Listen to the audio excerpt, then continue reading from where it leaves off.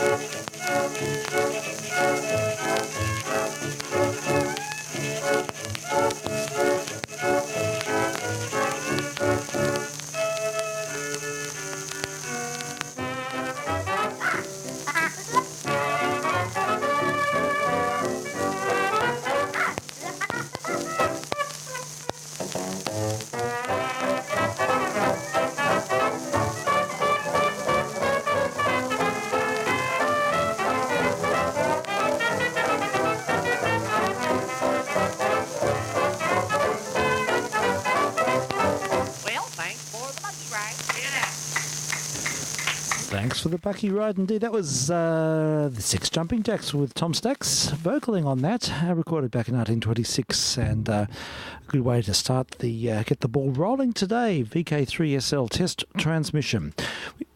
Excuse me. We use a variety of nostalgic material to test on these airs, and this is the way it goes, using 78s and rare recordings, all out of copyright, and we like to let's use modulated sound. That's the plan.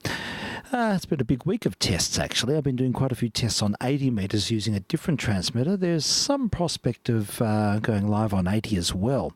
So something I may like to explore in the future. There's a little way to go. I think the modulator may not be quite up to the task with duty cycle and so on, but that's something that need to look into. But lots of tests. But one thing I've realised, I don't know how real radio people, and I mean real radio people, how they can actually multitask and hear something in one ear and talk.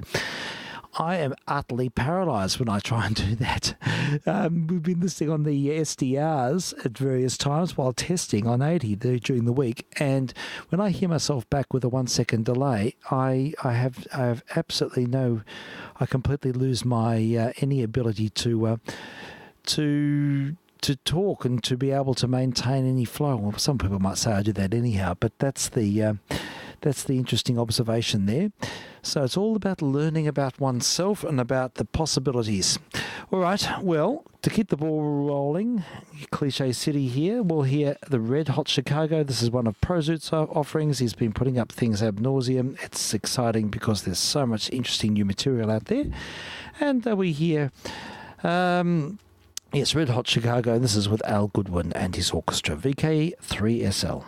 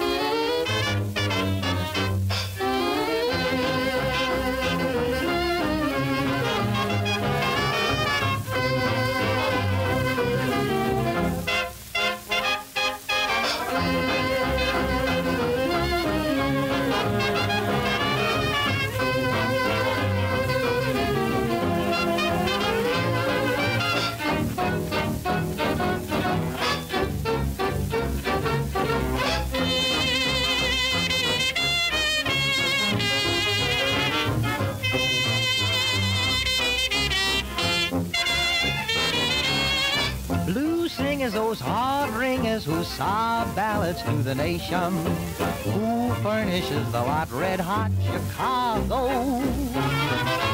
Musicians with ambitions to warm up an orchestration, who gave them what they've got, red hot Chicago.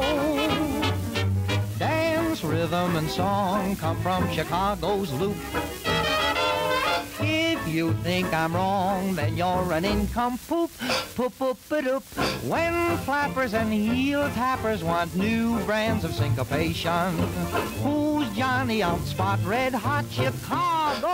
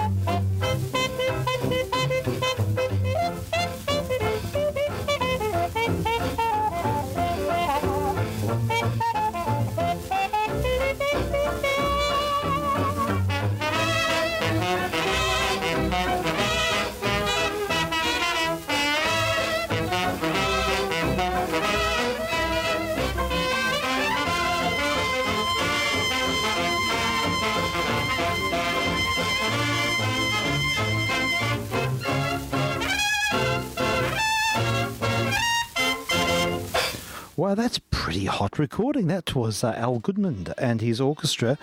And, with the vocals of Dick Robinson on that, on a Brunswick from 1930, Mr. Project. How does he get that bass? How does he get that solid, clean bass on a 78? I just don't know. It sounds fantastic through the leak sandwich speakers here. Probably waking up the household, but it's got that wonderful compressed sound. Now, I'm wondering if that may be a light beam recording as well, light ray recording. Maybe not. 1930 was sort of, I think the process had moved on by then. But there's a set here that Mr. Prozet's put together of Al Goodman's orchestra, and they're all really hot, very vibrant recordings. So we may have to draw again on that resource. Great to have all this amazing music at hand.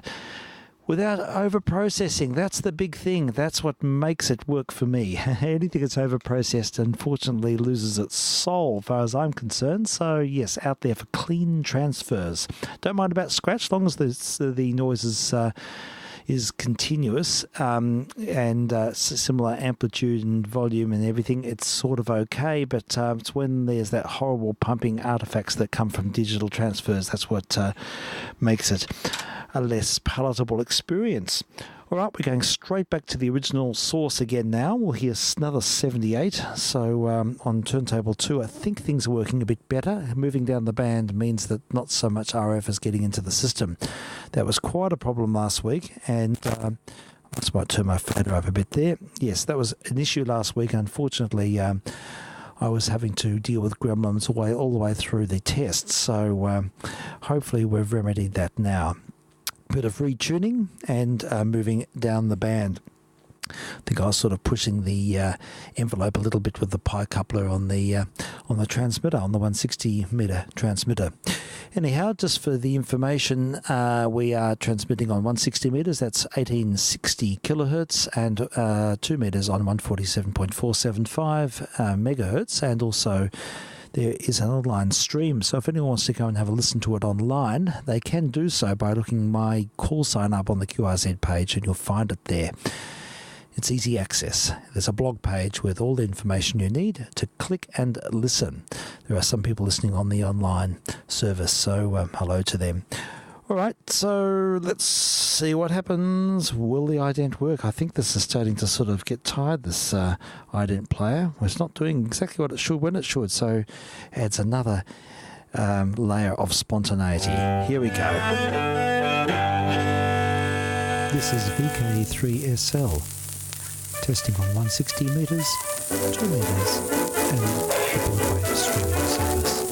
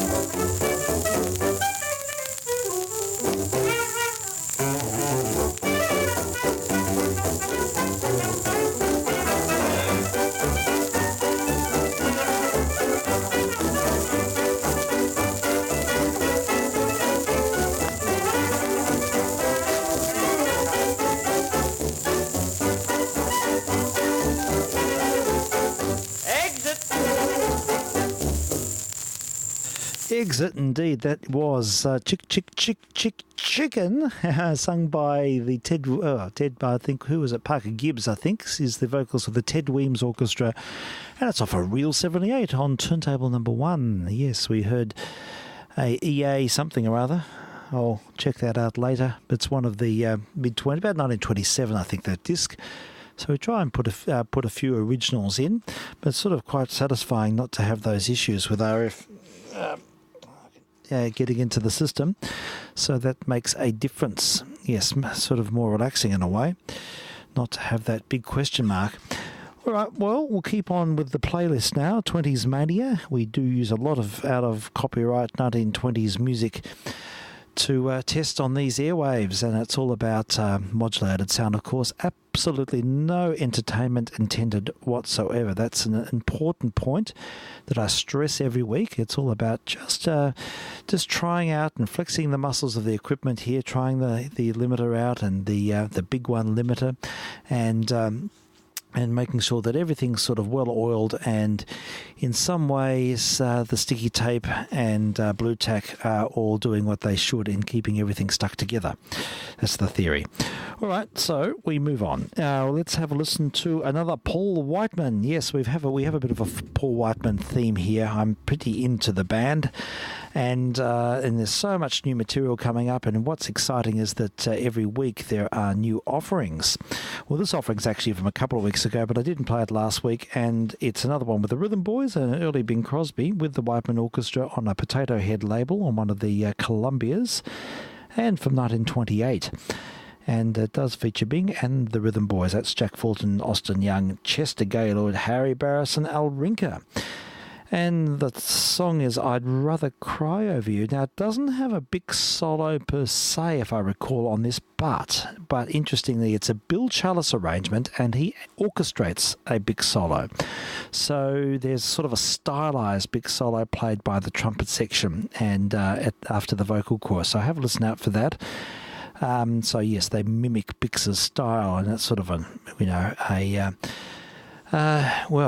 expression of his influence, I suppose. So interesting stuff. All right, let's have a listen. We have I'd Rather Cry Over You, Paul Whiteman and the orchestra from 1928, and I'm VK3SL testing.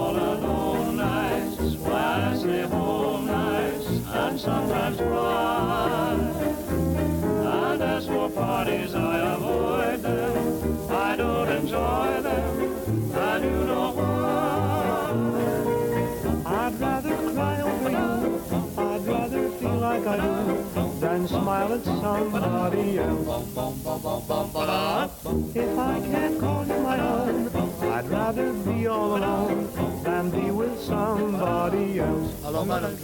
I could just pretend I don't care about you, but that wouldn't end those long nights without you. Though broken-hearted and blue, I'd rather feel like I do than be with somebody else.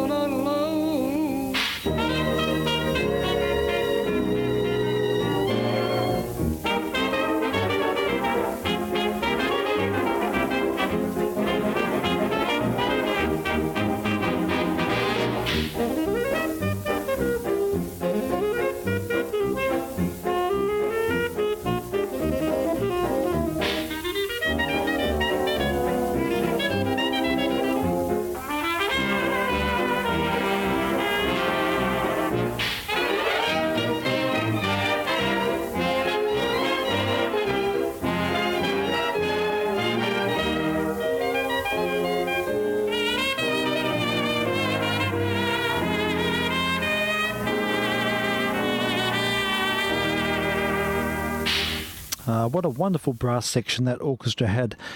That was I'd Rather Cry Over You with Paul Whiteman Band, and featured a... Bix was in the performance, but he didn't feature in the solo. Where was it? It was about... just after the vocal chorus. I'll just play that bit again because it is amazing. Chalice was a genius. He's sort of the brains behind the arrangements. He knew the musicians very well, and when in these arrangements really exploit their strengths. And he's you'll hear always that the band has got such a great sense of homogeneity and understanding of the capabilities of the soloists and the ensemble playing alike, particularly the brass playing. Amazing ensemble playing.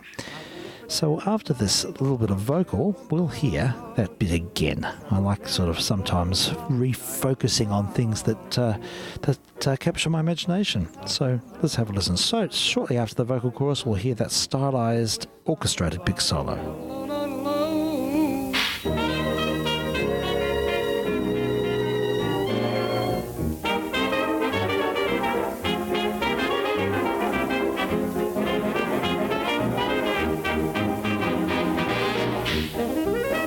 That's Frankie Trumbo playing the C melody sax.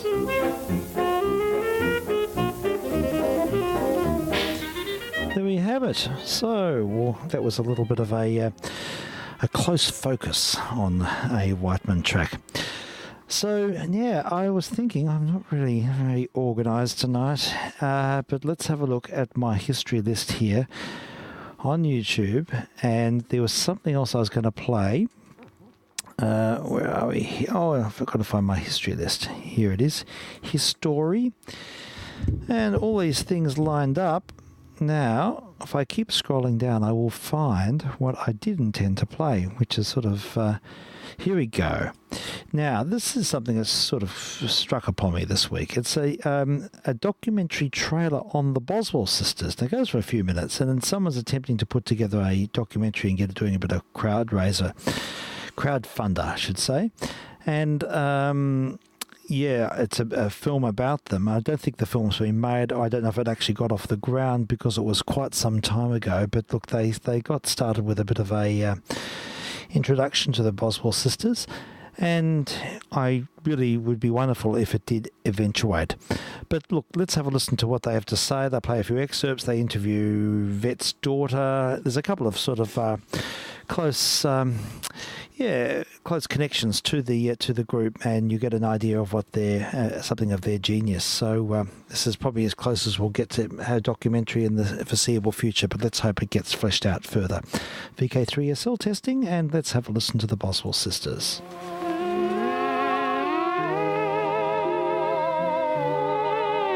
No big broadcast would be quite complete without those three little girls from New Orleans. Permit me to present the Boswell sisters, Connie, Vet, and Martha. Crazy people like me go crazy over people like you. Goofy people, daffy people like me go crazy over things you do. During the darkest days of America's Great Depression, the Boswell sisters lit up the world of popular music with their crazy but precisely crafted vocal arrangements. When we are under the moon above, you got me acting just like a loon. It must be love. They did have an uncanny telepathy with each other. It wasn't only just their musical skill and ability, it was this telepathy that they had, which even went beyond just being sisters. It was really being in tune with each other. It's certainly evident on the records when you hear it.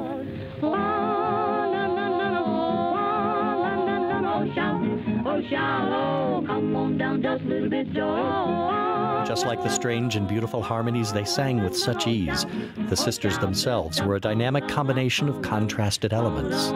Adorable Martha, who alternated between euphoria and melancholy, steady but fatalistic Vet, and the unstoppable Connie, who overcame partial paralysis to become a star without her sisters. People in love are funny, mighty hard to explain. 1 minute they quarrel, left back together again. They went everywhere together, socially. They did things together, played their music together, and they thought alike. When you have that kind of closeness and you translate it into a musical form, it's hard to explain what happens, what I think happens with a trio. A trio begins to have its own identity. And that identity is very different from any of the sisters. So it becomes truly a trio. Got the heebie-jeebies, I'm talking about. Got the heebie-jeebies blues, we call them on. Come on down, just these big jaws, that bed, don't you know it? Come on, show it, I don't feel blue. Growing up in New Orleans, the three were steeped in the melange of music that coursed through the city's consciousness. Jazz in some circles was considered the devil's music, but it was hard to call it the devil's music when you had these three pretty little girls, you know, one of whom couldn't walk, and they're singing this music. So it presented a contradiction. It's interesting because people had to make their minds up about it. I've got the heebie-jeebies. What you doing with the jeebies? Better got those heebie.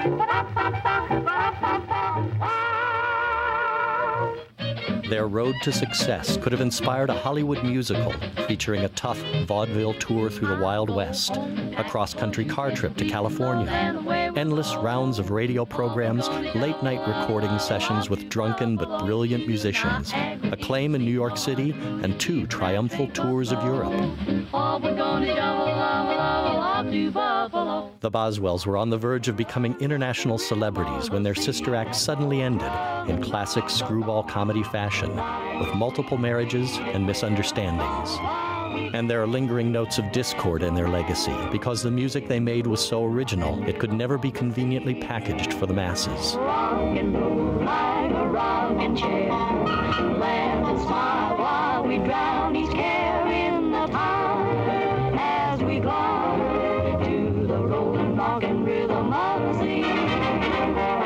There's a famous story of when they were in California and someone wrote a letter to the station, please get rid of those awful Boswell sisters. They're always changing the melody, and my friends and I, we turn them off when they're on, and we call them the savage chanters. And the story goes that Connie said Martha started to cry and tear up the letter, and Connie reached out and snatched the letter and said, oh no, it was proof to Connie that they should keep on doing what they're doing because it's something different.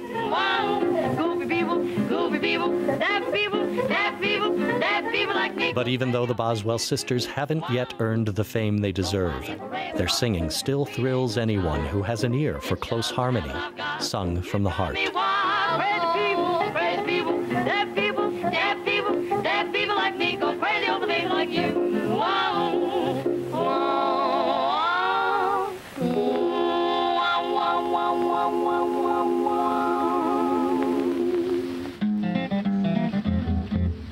Hey, so there we have it. That was a Kickstarter project for the Boswell sisters, Close Harmony it was going to be called, but sadly I don't think it ever did get off the ground, or if it did, I don't know anything else about it. I'd love to see it if it has. But it's fascinating. So yeah, look, good to hear, and I certainly welcome those comments about their homogeneity, their telepathy. They did have an uncanny sense of togetherness in their playing. Their voices matched so well that they're utterly indistinguishable.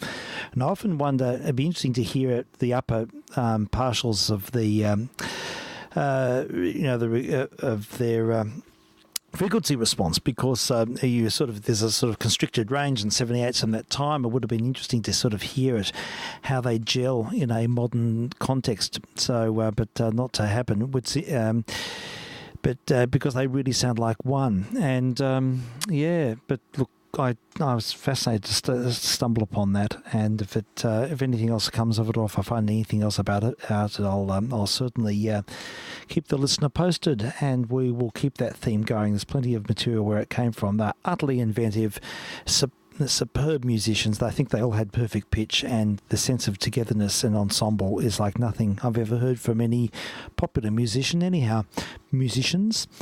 But yes, that's a theme I keep coming back to on these test transmissions. The Boswell sisters. Yeah, it all sort of finished by the mid-30s. It was a fairly bit of a flash in the pan.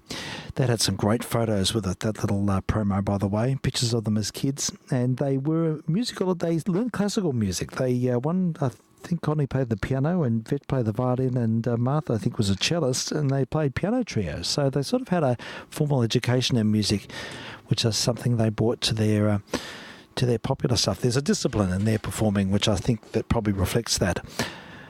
All right, so let's see what's next. Oh, yeah, we've got a bit of another story to sort of flesh out this evening, and I'm going to have to sort of ad-lib a little bit with this one, but I'd like to introduce the Weintraub Syncopators. It's a jazz group in Berlin, and it's the most remarkable story, and which has an Australian connection as well. So I think what we'll do is we'll hear a track from them, and then we'll sort of let the story unfold. So they probably are the premier syncopated dance band in Berlin. They certainly took their inspiration and their style from what was happening in America at the same time, and they put their own unique stamp on it. Amazing musicians. It's quite staggering to hear this stuff. And Mr. 240252 on YouTube, he's recently put up some of their recordings, and it sort of brought to light their story, which is I've heard about their story for a while, but I didn't have much material to draw on. But now it's all sort of available. It's an exciting theme.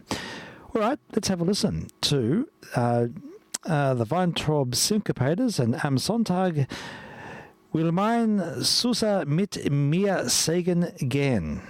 I think. Something like that. Let's have a listen. VK3SL.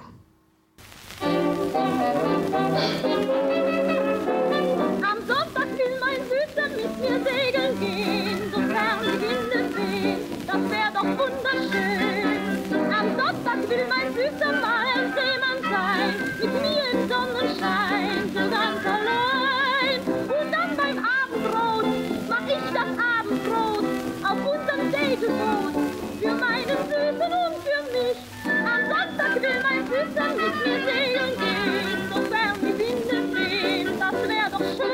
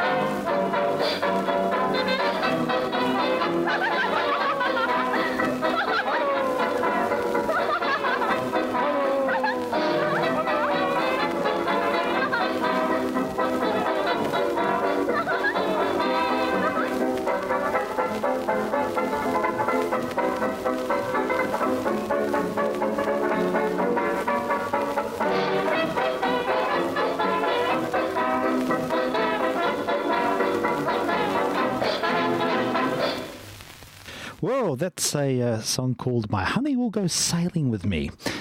It was recorded in 1929 and featured the Weintraub Syncopators. And it was the premier hot jazz band in Germany, in Berlin at that time. Now, what a story this is. Where to start? I'll start off by reading what Mr. 240252 says. He says, from around 1928 to the end of the Weimar Republic in 1933, the Weintraub Syncopators was the premier hot jazz band in Germany, and the group was formed in 1924 as die Weintraubs by the pianist Stefan Weintraub and saxophonist Horst Graf. In 1927, an influential cabaret personality as well as pianist and composer Friedrich Hollander took over the leadership, and Stefan Weintraub moved to drums. They made the first recordings the next year, and after the great commercial success, they appeared in 1930 in the film The Blue Angel with Marlene Dietrich. Know that excerpt very well, with whom they also recorded. The Weintraub Syncopators were as well known for their comic performances as their instrumental virtuosity and their popularity in the jazz age. So they're sort of the equivalent to the Six Jumping Jacks, I suppose. When you listen to those Harry Reeser recordings in America, they sort of emulated that novelty jazz, that crazy jazz. And he says their popularity in the jazz age in Berlin was absolutely enormous. However, the victory of Hitler's NSDAP party in the national election in 1933 forced the band, most of them who were Jewish, into exile. They worked abroad during much of the 1930s, touring in Europe, Asia and the Middle East before settling, would you believe, in Australia in 1937. This is just such an extraordinary story, but so sad. They performed in Australia until the country was drawn into World War II when, what irony, the Weintraubs were detained by the government as enemy aliens. Would you believe it? But it actually gets worse than that. The ambiguous attitude to the question of the Australian Music Associations, where many musicians had somewhat unfriendly attitude to the Weintraubs, finding them as unwelcome competition in the Australian music market. Yeah, the unions got stuck into them, and the music union, and really just made it impossible for them to start their career, and it's just such a sad ending. And they made a serious obstacle in the development of the band's career. They never returned to their fame, and Stefan Weintraub worked through the war as a car mechanic, and later also played piano in the Viennese Bar in Sydney. So it's sort of tragic, really. But there's more to it, and I've actually got a little interview I'm going to play during the OTR segment today, something I got off Late Night Live. There's been a book written about them very recently, and it's quite an extraordinary tale, and the author of the book is interviewed. It's about a 15-minute interview, so I think we might sort of use that to sort of... flesh things out a little bit more. Well, we've got something else from them now. We'll hear a recording called Wenn wieder Frühling ist. That's when spring comes again. And this is from 1932. It's the orchestra we just heard about, die Weintraubs, and with Stefan Weintraub at the helm, as I understand it. So this is VK3SL, and we are listening to some wonderful Weimar Republic jazz.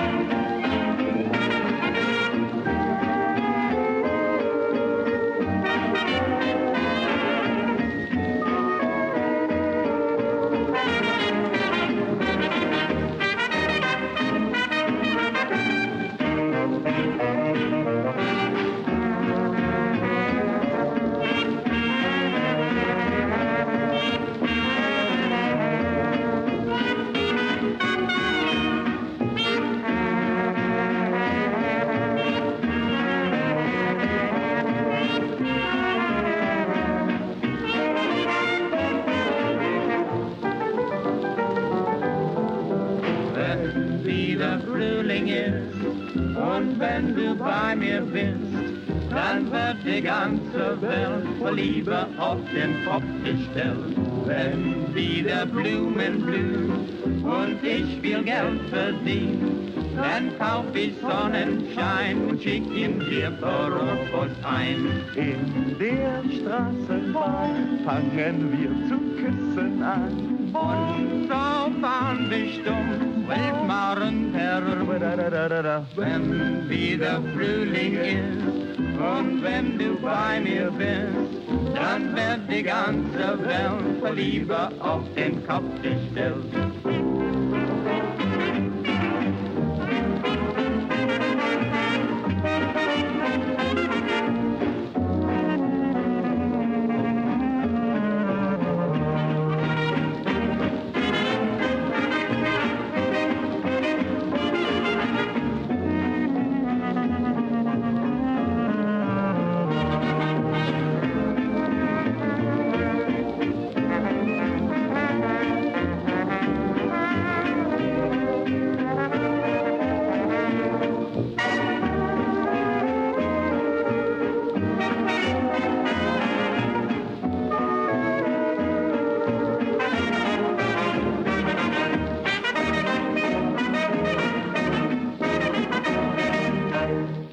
Yeah, we heard the Weintraub Syncopators from 1932, and that's from the film was a Glück über Nacht. That's One Night's Happiness. It's recorded for Electrola in 1932, 1 year before the band had to move on tour to escape Germany. But they had spectacular success, and they made lots of records by all accounts, so we'll have to start seeking them out. A great novelty band, and also a straight band as well. That last recording we just heard was more of the mainstream dance band variety, I suppose you could say. So it's a great story, but it's a very sad story in the end. But I'll let that sort of express itself through the interview, because we'll listen to that shortly. But before doing that, it's important to note that the band actually made their fame because they were engaged by Marlene Dietrich in the Blue Angel, and that was the film where they really got their break, so to speak. So we've got the excerpt from the film itself. So we'll have a listen to Dietrich and the band singing, what is it? It's Nimm dich in Acht von blonden Frauen. So that's, blonde woman, something to that effect. We'll have a listen to the original now in German from the German version of the film. Anyhow, let's see what it says.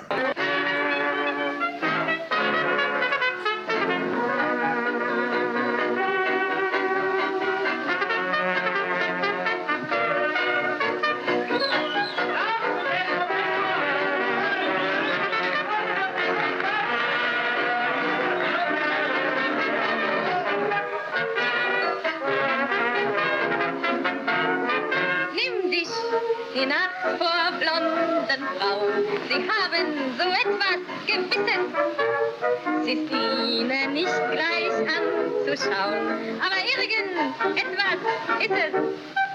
Ein kleines Blickgeplänkel sei erlaubt dir, doch denke immer, Achtung vor dem Raubtier. Nimm dich in Acht vor blonden Frauen, sie haben so etwas Gewisses. Okay, that was Marlene Dietrich from the Blue Angel, and featuring the band. Now let's have a listen to the orchestra on the released version of that. So Weintraub Syncopators and Nimm dich in Acht von blonden Frauen. This is from their actual disc that they released of that song. So we'll hear it in a slightly more structured setting. We heard the excerpt from the film. Now let's have a listen to it in its released form. VK3SL testing.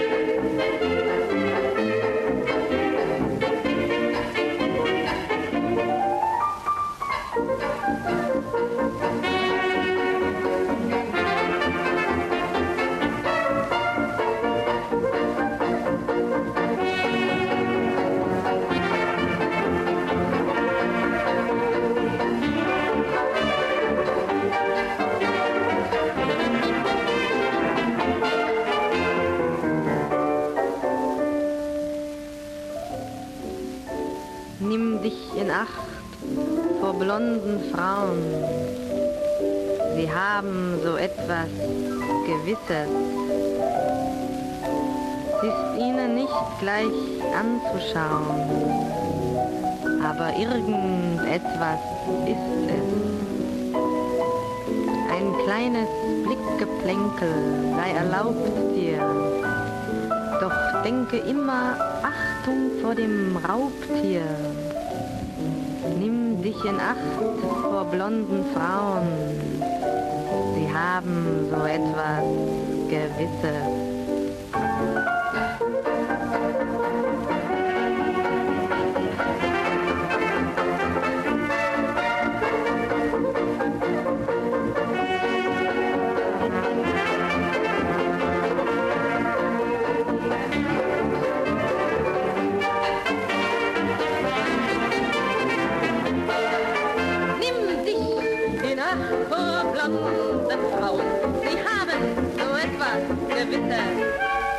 Ist ihnen nicht gleich anzuschauen, aber irgendetwas ist es. Ein kleines Blickgeplänkel sei erlaubt dir, doch denke immer, Achtung vor dem Raubtier. Nimm dich in Acht vor blonden Frauen, sie haben so etwas Gewisses.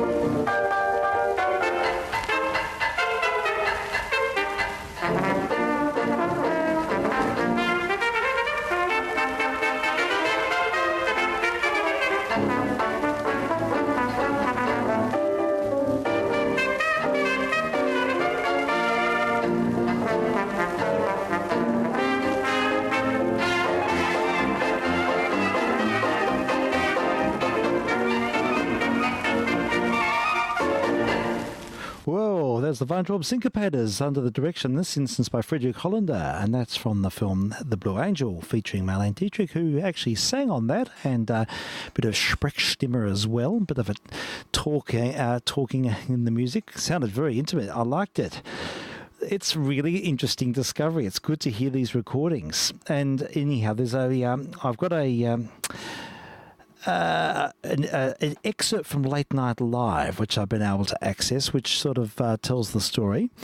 And so it goes for about 15 minutes, but I commend it to you. Have a listen, see what you think. It's with Kay Dreyfus, the historian, who I've met quite a few times. I've had a bit to do with Kay over the years, but this is her latest project. And, she really does it proud, because it's an extraordinary story. And I'm being a jazz dance band fanatic.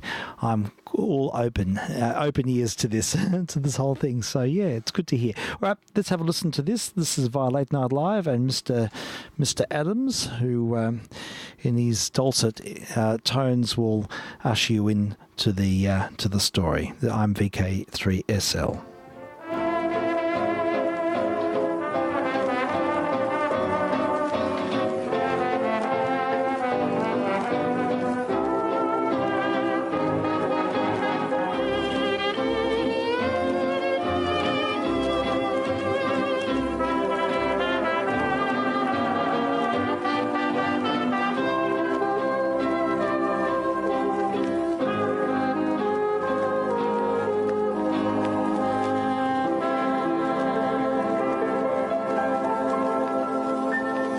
I've got a news flash for Elaine and Katz-Chernin. We might use that as our new theme. Is there anything lovelier than a nice old scratchy 78? All of a sudden we're back in the Weimar Republic, which is exactly where my next guest's book starts, with a band of musicians from Germany who came out of that deliciously decadent era, only to land themselves in deep trouble when they went on the road just prior to the Nazis taking power in Germany. Silences and Secrets, the Australian experience of the Weintraub Syncopators, is the title of the book to which I refer, and it's the work of Kay Dreyfus. I've known Kay for many years. These days she's adjunct research fellow in the School of History at Monash.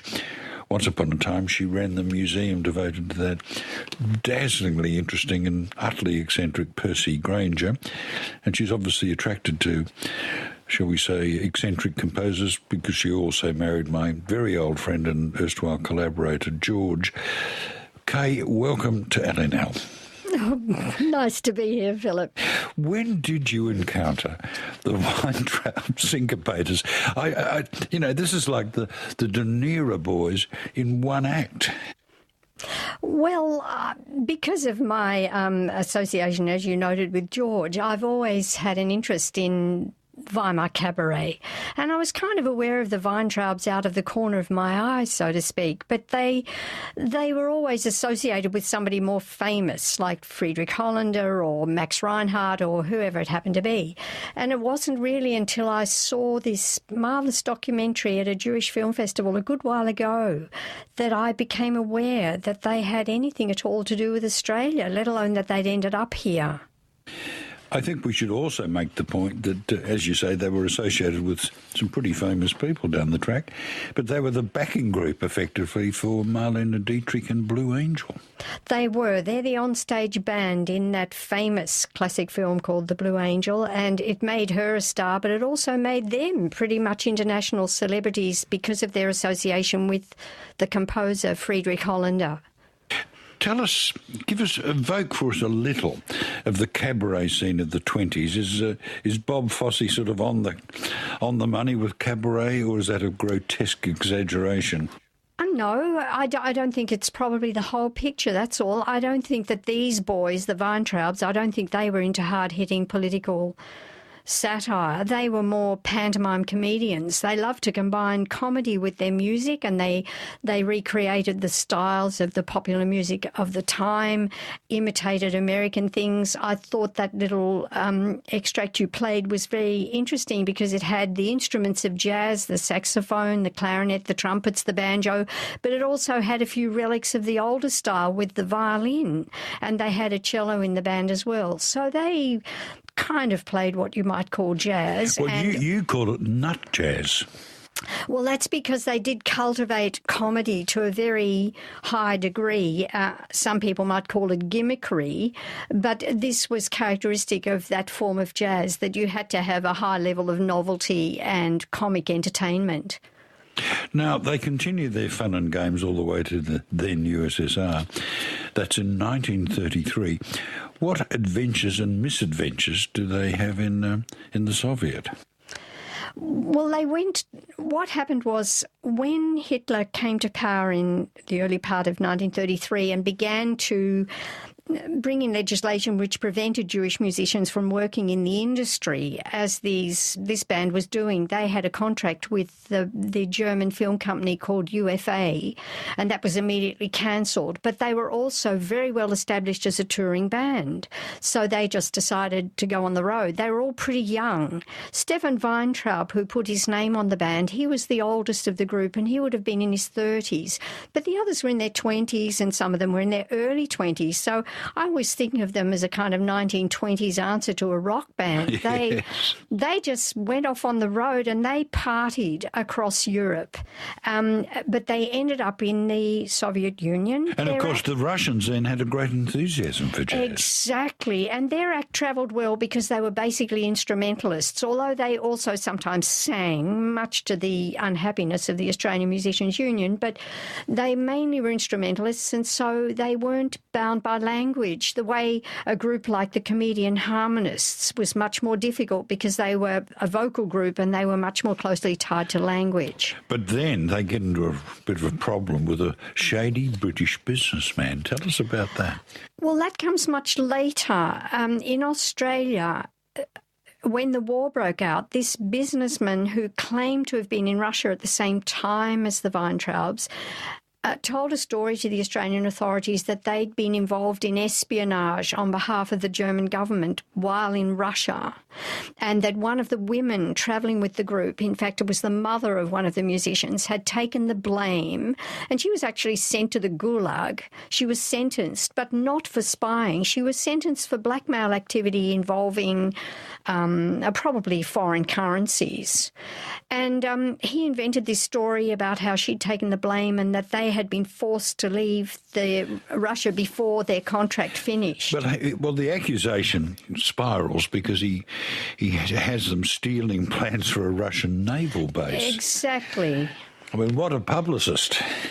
But the problem for the Australian authorities with that was that it could neither be proved nor disproved. And so it became incredibly damaging for them because in the eyes of the Australians, the British businessmen had much better credibility than these group of rather disreputable itinerant musicians of uncertain nationality. I think it's time to bring into our discussion the fact that only 2 of the band were Germans, but 6 of the 7 were Jewish, and there were Poles and South Africans.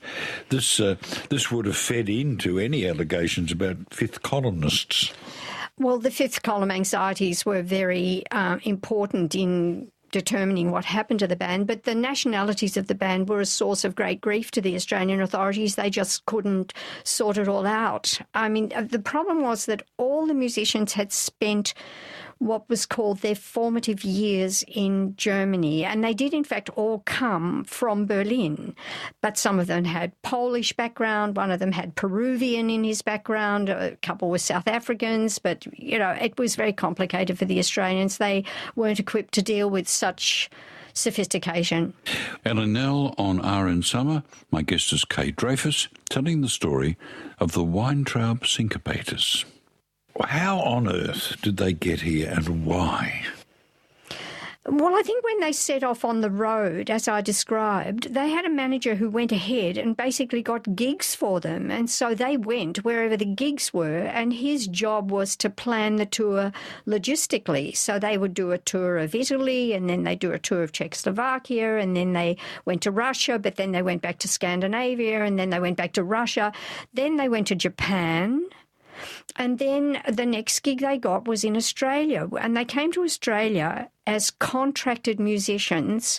They were engaged by a company called Snyder and Dean, who ran picture theatres, and they were going to appear on stage before the movie. Which was, of course, quite common at the time. Very common. The mixed media events in our right. cinema change. But they got in a bit of trouble with the Musos Union even then.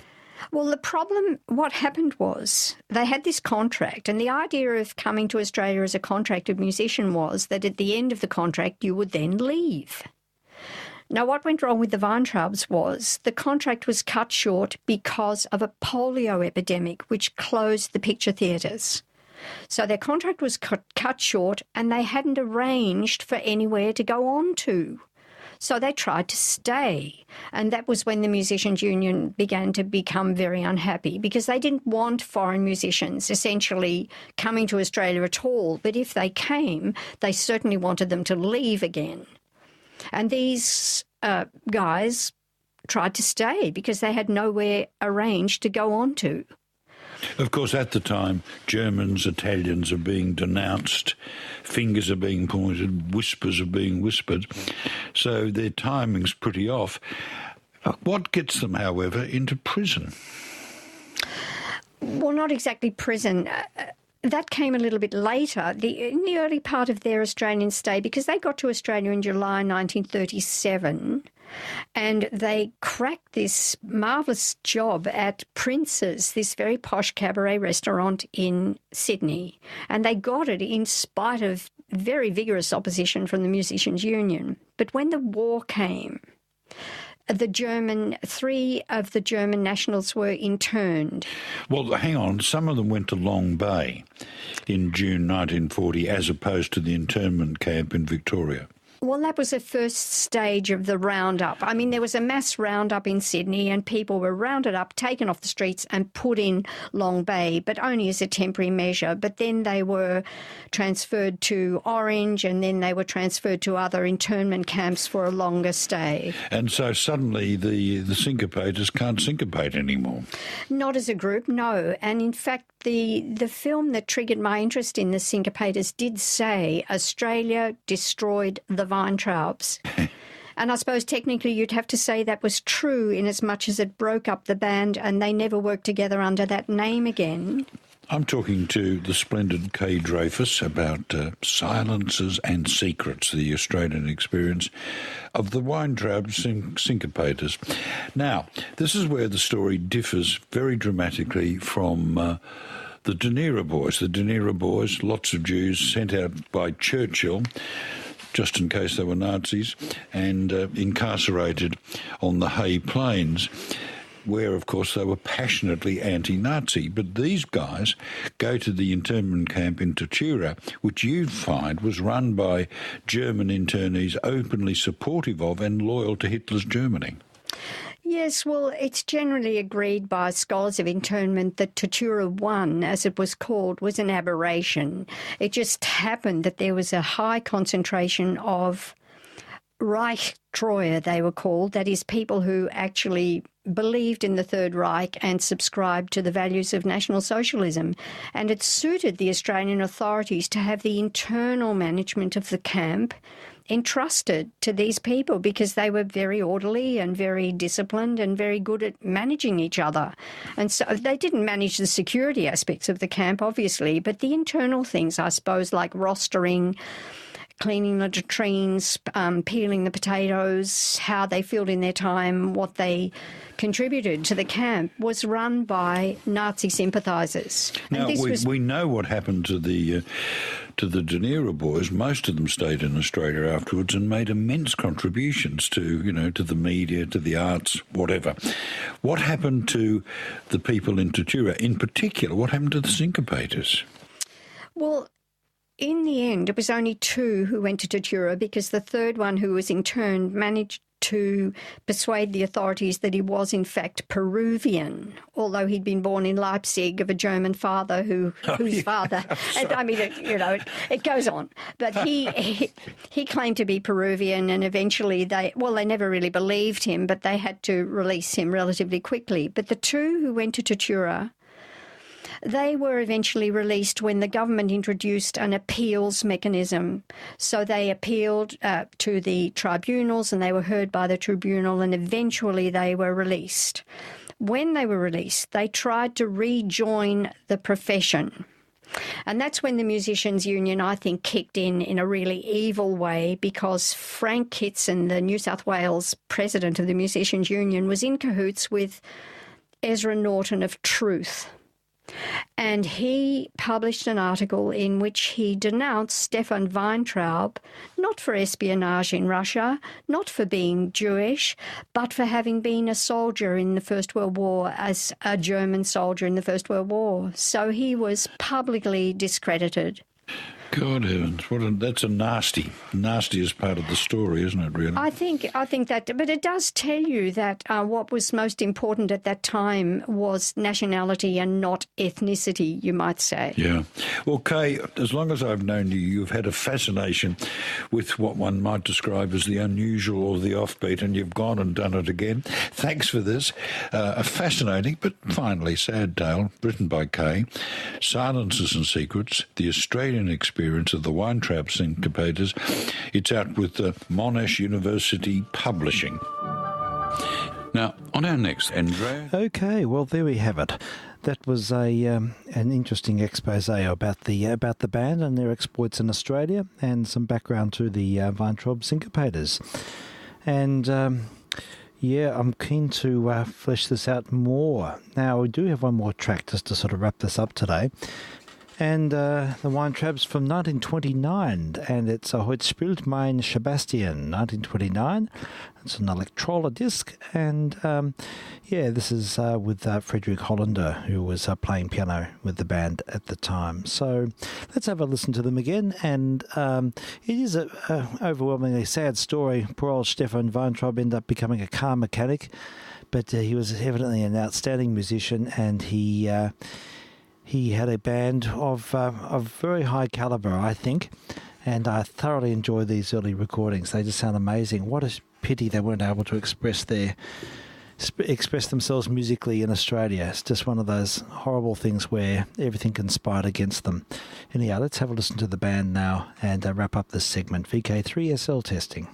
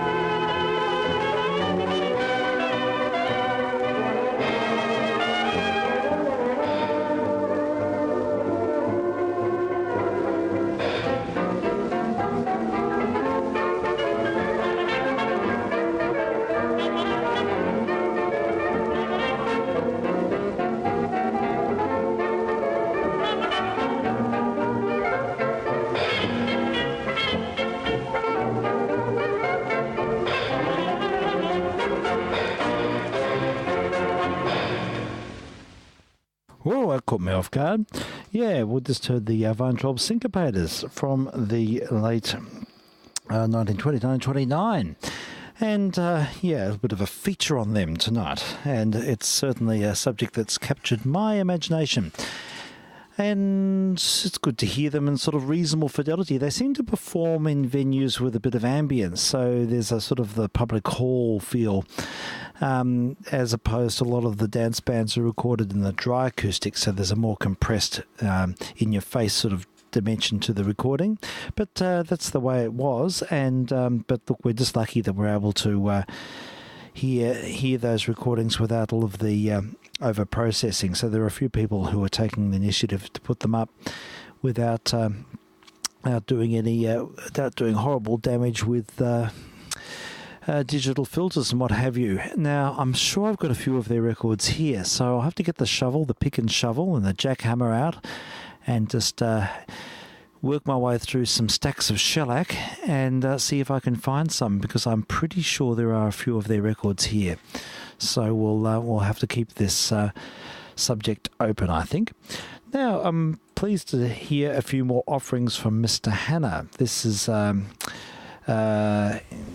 whoops, here we go. I won't start too early. This is John Hanna's site, Vintage Sounds. I commend his YouTube site. It's fantastic. He's been putting up some really interesting rare recordings from his collection, and his transfers are superlative. They're just terrific. He does everything. He's a minimal interventionalist, I should say. And that's exactly the way I like it. But some of his selections have been fascinating. So this is one that's been up for a few days, and it's had a staggering 1 view, which I think is probably me. So we'll give it a second view now. And we'll hear Carl Flesch. He was a very great violinist. In fact, he was a sort of principally known as a pedagogue. But in his early days, he recorded quite a bit for Edison. And, they're very... is a very refined artist, and in the old school, and I just love the sort of playing. Okay, without waxing lyrical, I'll let the music speak for itself. So we'll hear a march by Handel, arranged by Carl Flesch, and this is a recording he made in 1928, care of Mr. Vintage Sounds. And I'm VK3SL, testing.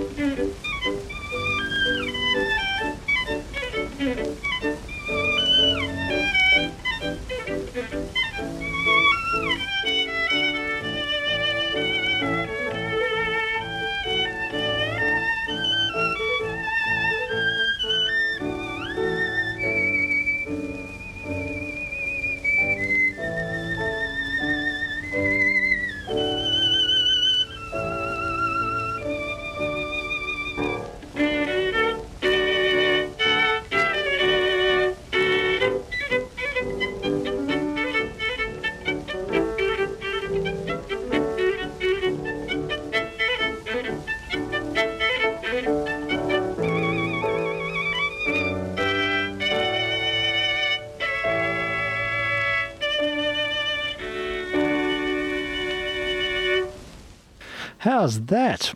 Very characterful playing by Carl Flesch, recorded in 1928 for Edison.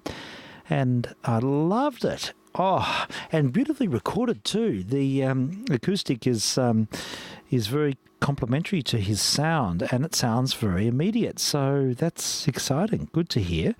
And yeah, I love that sort of playing. I love the eloquence. I love music that speaks as well as sings. And this was the aesthetic of the Germanic schools, or actually most of the violin schools really did concentrate on articulation to that extent, and they didn't sort of over-modulate the sound with a nanny goat high-speed vibrato, which sort of carries the sound more. Most players play that. That's the international style of playing, is to have a veneer of vibrato, but in that instance, the vibrato is used very creatively, and different amplitudes and different expressive approaches to the use of vibrato, and also that sense of the music speaking through bow control and articulation. But look, above all of that is the fact that it was a very characterful performance with lots of delicacy and reverence for the music. That's the other thing it sort of speaks to. There's a noble mente spirit. There's a noble spirit, a dignified approach to playing, and there's none of that sort of vulgarizing pieces.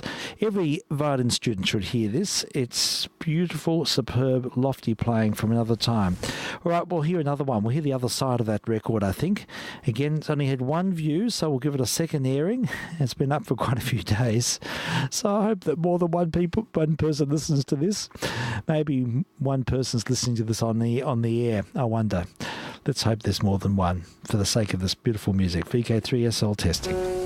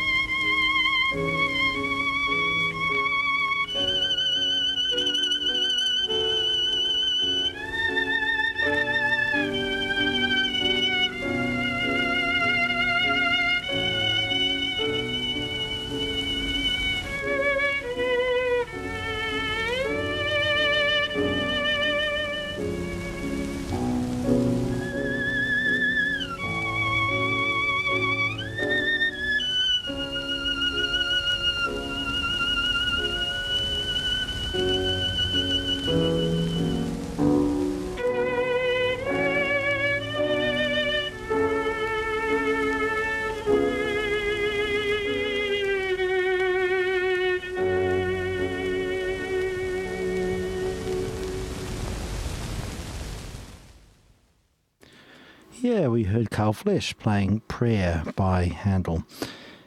That's a recording made in 1928. And that's his own arrangement. Very eloquent playing and very, very heartfelt. I really enjoyed that. And I'm looking forward to more uploads from Vintage Sounds. And it's a enterprise which I find quite inspiring, actually, to take the initiative to put these historic recordings up and present them for discussion and for listening. And I don't think there's much of Carl Flesch up online. He was a very important figure, taught many famous violinists, and was sort of a premier teacher in his later days, but made those recordings in the 20s. So that's good to hear. All right, so I thought it might be interesting now to sort of move into a different zone with contemporary music. We've been trying to sort of feature a bit of contemporary music in these tests. It's sort of something I've always yearned to do. I don't find it necessarily altogether easy listening to some of this music, but it's something I can sort of attune myself to. And it can sort of evoke very different emotions listening to music. You just have to listen with different expectations, different ears to sort of more organised and formalised music with strong melodic and rhythmic content. I've always had some interest in contemporary music, and it's the sort of thing that I think grows on you a bit, or it does with me anyhow. So I thought it would be interesting to sort of have a look at various composers with a different signature or a different expertise or a different focus, I suppose. And the composer for this week is Toru Takemitsu. It's I'm trying to sort of click on this to make this wake up, but it's not doing it. Oh, here we go. Yeah, Toru Takemitsu is a Japanese composer. He died in 1996. He was born in 1930. And he was very famous for his subtle manipulation of instrumental and orchestral timbre, it says here, and that's so true. He had an incredible he inhabited a really interesting sound world, and he was largely self-taught, so he sort of drew his own inspiration from his own discoveries, and I always find that interesting in a composer.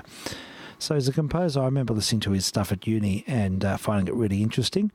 So I thought it would be nice to sort of follow on and just feature a couple of his pieces. It's not mainstream music by any sense of the imagination, so I encourage you, if you choose to listen on, just decouple your formal music ears, maybe. He wrote a vast amount of music, but we're just going to hear a couple of things. The first one is a work for percussion and orchestra. It's a Cassiopeia, and it's sort of a mid-period composition, but look, listen to the way the textures present and the interplay between the percussion soloists and the orchestra, and see if you find you can connect with this music. I certainly can. And then we'll feature another couple of short items after this. This goes for about 15 minutes. So sit back and see how it works for you. This is VK3SL. There's a test transmission on 160 metres, 2 metres, and also there's a streaming service which can be found on my QRZ page. Just look up VK3SL at QRZ.com.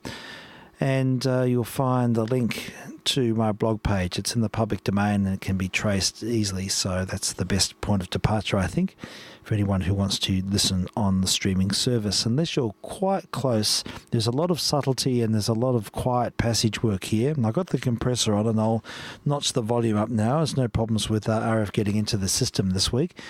And hopefully that'll allow the music to sort of still work, but probably the cleanest recording would be on the streaming service, or if you're inclined, you could, in your own time, maybe to have a listen on YouTube or what have you to the music of Toru Takemitsu. All right, we'll listen to Cassiopeia, VK3SL testing.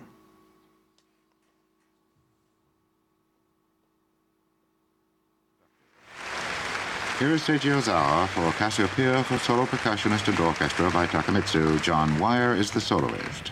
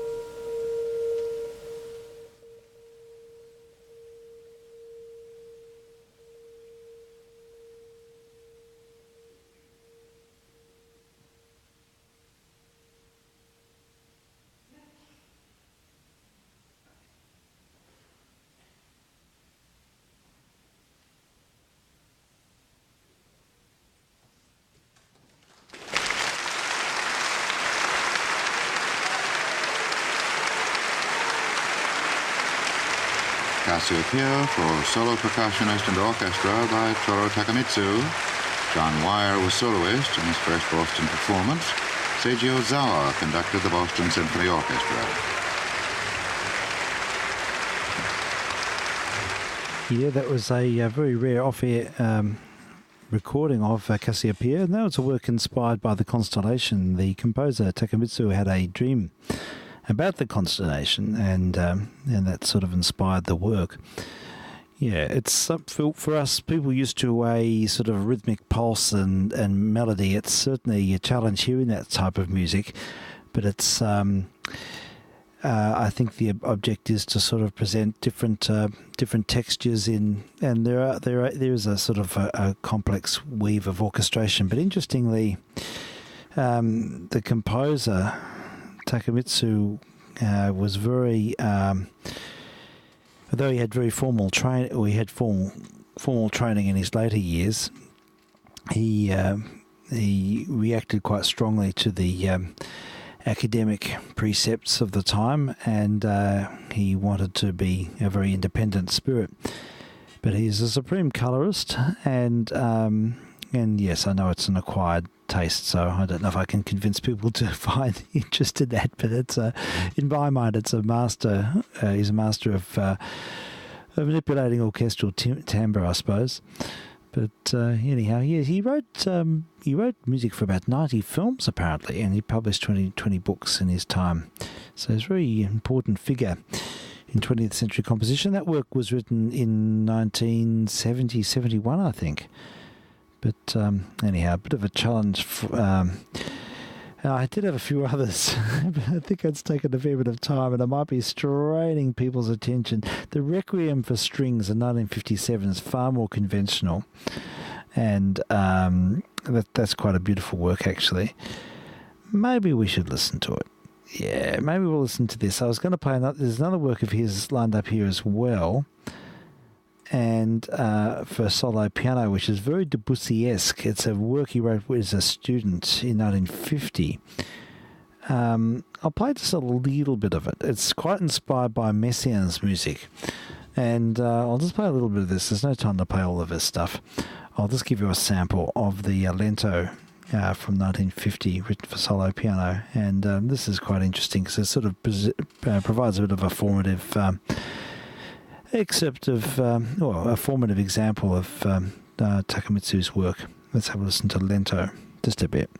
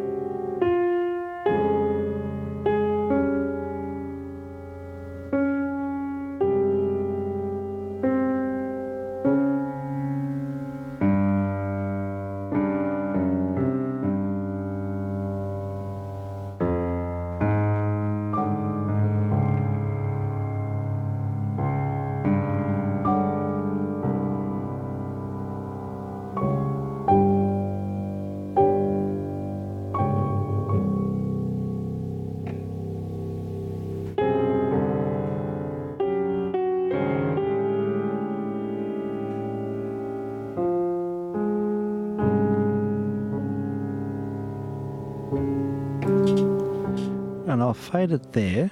Sorry if you are getting into that, but quite Debussy-esque in many respects, and certainly in its sort of spaciousness, I suppose. But that's an early work of the composer. I commend that. It's really quite beautiful. I did listen to the whole thing the other day. It's his Lento in 2 movimenti. So I suppose that means in 2 movements.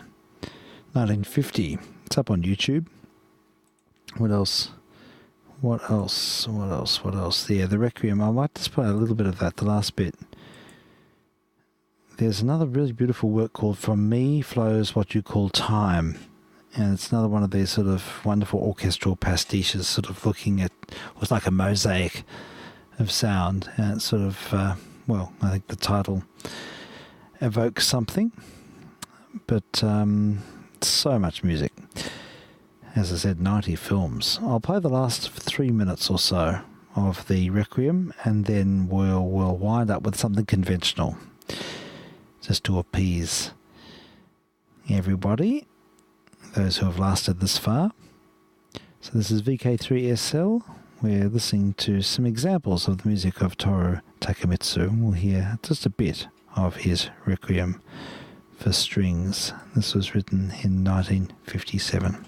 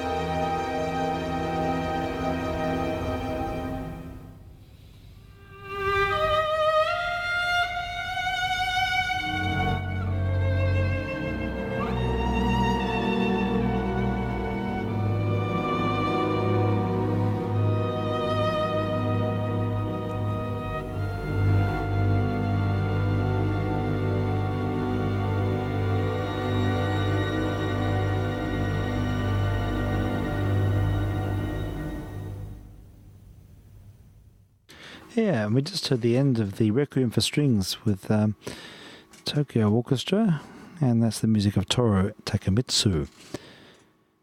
I'd like to come back to his music and see what else. There's such a variety and so many different stylistic, within the contemporary realm, stylistic approaches to his music.